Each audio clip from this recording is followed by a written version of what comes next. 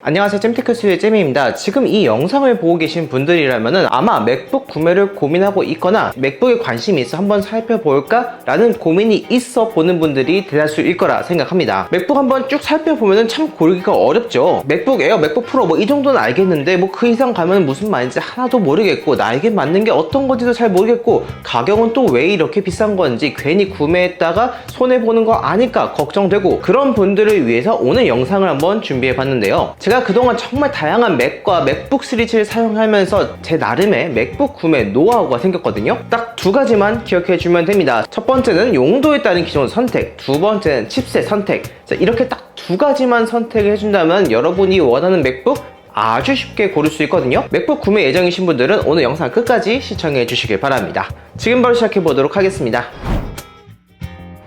첫 번째 포인트는 용도입니다. 용도를 고려해서 선택을 한다면은 이미 절반은 성공한 셈이에요. 맥북 좋다던데 나도 한번 사용해볼까? 남들이 다 사는데 나도 한번 사용해보는 게 어떨까? 라는 생각에 덜컥 구매를 했다가 후회하는 경우는 아마 용도를 선택하지 않았기 때문일 거예요. 그렇게 된다면 자연스럽게 만족도는 떨어질 뿐만 아니라 얼마 지나지 않아서 당근으로 맥북을 처분하는 경우도 아주 빈번하게 발생하고 있거든요. 만약 여러분들이 엑셀, 워드, PPT 같은 문서 작업, OTT 서비스를 이용한 동영상 시청, 간단한 포토샵이라든지 아니면 동영상 편집 정도를 하길 원한다 라고 하면은 맥북 에어면 충분합니다. 오히려 맥북 프로를 구매한 순간 가격과 성능의 갭 차이가 너무나 크기 때문에 만족도가 떨어질 수 있어요. 하지만 내가 디자인이나 음악, 영상 관련 일을 배우고 있다, 또는 이거를 전문적으로 해볼 생각이 있다, 아니면 난 이미 전문가로서 맥북을 이용해서 돈을 벌 수가 있다라고 하는 분들은 이제 맥북 프로를 선택하면 됩니다. 자, 그런데 이런 걱정이 될 수 있어요.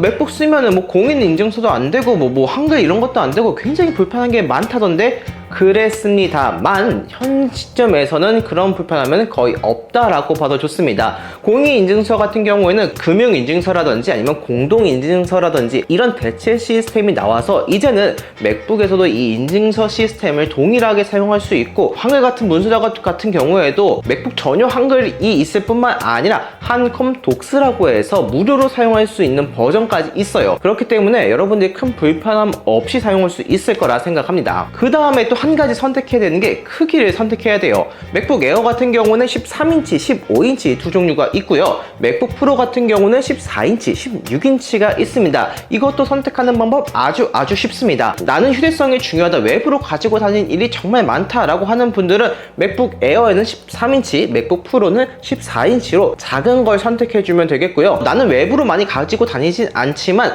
생산성이 정말 중요해서 큰 화면이 필요하다라고 하는 분들은 이제 맥북 에어 15인치, 맥북 프로 16인치를 선택하면 되는 겁니다. 생각보다 굉장히 간단하죠? 다음으로는 칩셋을 선택해 줘야 됩니다. 칩셋은 사람으로 치면 이 뇌 같은 존재예요. 이 성능이 좋으면 좋을수록 다양한 기능들을 빠릿빠릿하게 처리할 수 있기 때문에 속도가 빨라진다는 걸 경험할 수 있습니다. 현재 공식 사이트 기준에서 맥북 에어는 M2와 M3 두 가지가 있고 맥북 프로는 M3만 존재합니다. 그러면 맥북 에어부터 한번 살펴볼게요. 자, M2와 M3 일단 이름만 들었을 때는 M3가 더 좋아 보이죠? 실제로 M3가 M2보다 성능이 20% 정도 더 좋습니다. 하지만 M2만으로도 다양한 작업을 할 수가 있어요. 앞에서 말한 사무 작업뿐만 아니라 동영상 시청, 포토샵, 프리미어, 캡컷, 브룻 이런 다양한 프로그램들을 여러분들이 충분히 사용할 수 있기 때문에 나는 가성비가 중요하다라고 생각하는 분들은 M2 맥북 에어를 선택하면 되겠고요. 나는 사무 작업뿐만 아니라 이미지 편집, 동영상 편집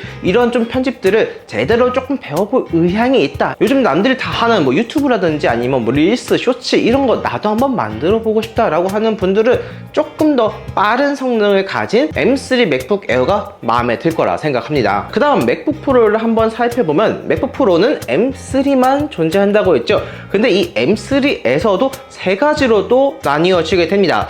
머리가 좀 아프려고 하지만 제가 최대한 간단하게 설명드릴게요. 일반 M3 모델이 있고 M3 프로, M3 맥스 이렇게 세 가지가 있는데 가성비가 제일 중요하다라고 생각하는 분들은 M3를 선택하면 되겠고요. 포토샵, 일러스트 같은 이미지 작업이나 프리미어나 에펙 같은 이런 동영상, 그래픽 작업을 배우는 과정 중에 있다, 난 좀 그런 학생이다 라고 하는 분들은 M3 프로를 선택하면 되겠습니다. 전문가로서 이 맥북에 사용하는 프로그램으로 어느 정도 돈을 벌고 있다라고 하는 분들은 이제 M3 Max로 가면 되는데요. 당연히 모든 분들이 M3 Max를 선택하면 만족도가 높겠지만 가격이 M3, M3 Pro, M3 Max로 가면 갈수록 비싸집니다. 그렇기 때문에 무턱대고 구매하기보다는 앞에서 말한 용도를 떠올리면서 선택하면은 여러분들이 조금 더 가성비 좋게 사용할 수가 있어요. 자, 여기서 한 가지 의문점이 들 수 있습니다. 한번 찾아보니까 M1 맥북 에어가 있던데 엄청 가격도 저렴하고 괜찮다고 많이 하던데 이건 어떤가요? 라는 의문인데요. 현 시점에서는 M1 맥북 에어는 추천하지 않습니다. M1도 여전히 좋은 칩셋이 맞습니다. 현재 나온 대부분의 사무용 컴퓨터와 비교했을 경우에는 이 M1 맥북 에어 절대 뒤지지 않을 만큼 오히려 상위권 성능이라고 볼 수 있을 만큼 아주 뛰어난 성능을 가지고 있거든요.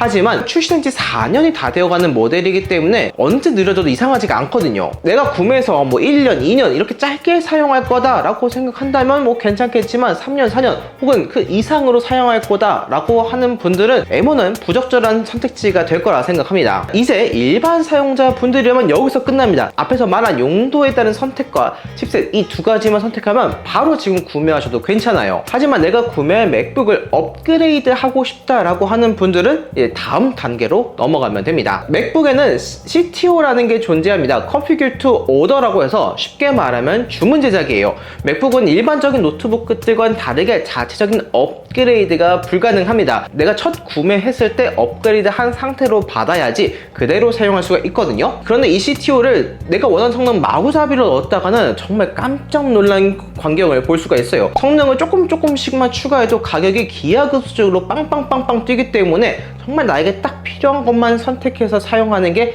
가장 가성비 좋게 사용할 수가 있어요. 자, CTO에 할 수 있는 종류는 총 3가지가 있습니다. 칩셋, 램, SSD 이렇게 3가지가 있는데 이 중에서 먼저 칩셋은 절대 업그레이드 하지 않길 바랍니다. 제가 여러 가지 칩셋을 통해서 테스트를 해봤을 경우 칩셋을 업그레이드 한다고 해서 다이나믹한 성능 체감은 할 수가 없었습니다. 뭐 예를 들어서 M3야, M3 프로, M3 맥스 이런 단계별로의 성능 차이는 분명히 존재하지만 같은 M3 프로에서도 성능이 조금씩 차이가 있거든요. 근데 이 두 개의 차이는 거의 없다라고 봐도 무방합니다. 그렇기 때문에 칩셋은 기본형만 구매해도 괜찮으니까 절대 업그레이드 하지 않길 바랍니다.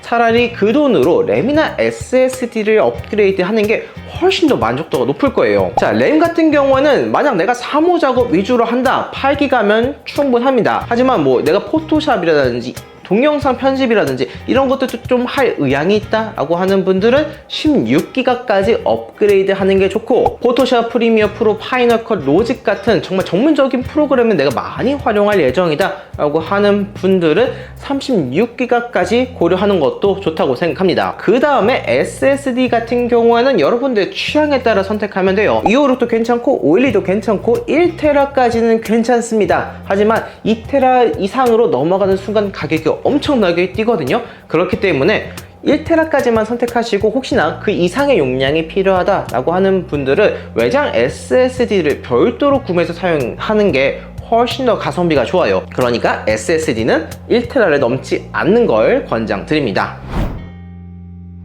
네, 오늘은 이렇게 맥북 구매 가이드를 한번 살펴보는 시간 가져봤는데요. 한번 정리를 해볼게요. 가장 먼저 첫 번째로는 용도에 따른 선택을 해야 됩니다. 내가 워드, 엑셀, PPT 같은 문서 작업을 많이 한다. 혹은 OTT 서비스로 동영상 시청도 많이 하고 간단한 포토샵이라든지 동영상 편집을 할 예정이다 라고 하는 분들은 맥북 에어를 선택하면 되겠고, 디자인, 음악, 영상을 배우는 과정에 있다 혹은 종사자이다 라고 하는 분들은 맥북 프로를 선택하면 됩니다. 자, 그리고 나는 휴대성이 정말 중요하다 라고 생각하는 분들은 맥북 에어 13, 맥북 프로 14, 나는 큰 화면으로 생산성을 올리고 싶다 라고 하는 분들은 맥북 에어 15, 맥북 프로 16 이렇게 선택하면 됩니다. 두 번째로 칩셋을 선택하면 됩니다. 맥북 에어를 선택하는 분들 중 나는 가성비가 정말 중요하다라고 하는 분들은 M2 맥북 에어. 나는 유튜브나 릴스 같은 동영상 제작까지 좀 해볼 의향이 있다, 조금 더 뛰어난 성능을 원한다 라고 하는 분들은 M3 맥북 에어를 선택하면 됩니다. 자, 그리고 맥북 프로를 선택하는 분들 중에서는 나는 가성비가 제일 중요하다 라고 하는 분들은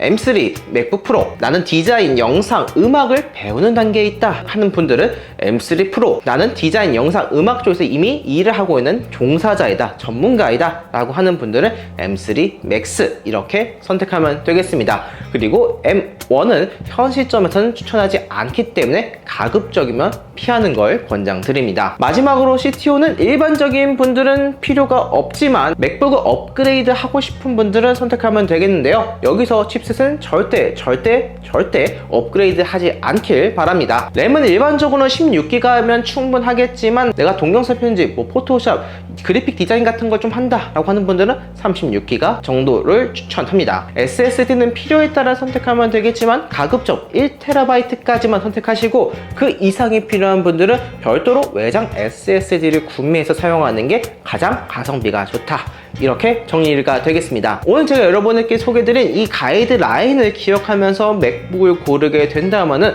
훨씬 더 만족감 높게, 가성비 높게 여러분들이 사용할 수 있을 거라 생각합니다. 오늘 영상에 요약된 내용과 구매 링크는 아래 더보기란과 고정 댓글에 남겨둘 테니까 필요한 분들은 이 부분을 참고하시면 되겠고요. 그리고 맥북을 처음 구매했을 때는 윈도우와 다른 낯선 조작감으로 인해서 굉장히 당황할 수가 있어요. 그런 분들을 위해서 제가 또 만들어 놓은 영상이 있습니다. 맥북을 처음에 구매했을 때 어떤 설정을 해야 되는지, 또 필수적으로 필요한 앱들이 무엇인지 정리해 놓은 영상 2개가 있는데, 맥북 구매한 분들은 이 영상까지 보면서 여러분들이 맥북을 활용하게 된다면 남들이 쓰는 맥북 나도 정말 잘 쓰면서 아주 만족감 높게 사용할 수 있을 거라 생각합니다. 오늘 영상이 맥북 구매 예정인 분들에게 도움이 되었길 바랍니다.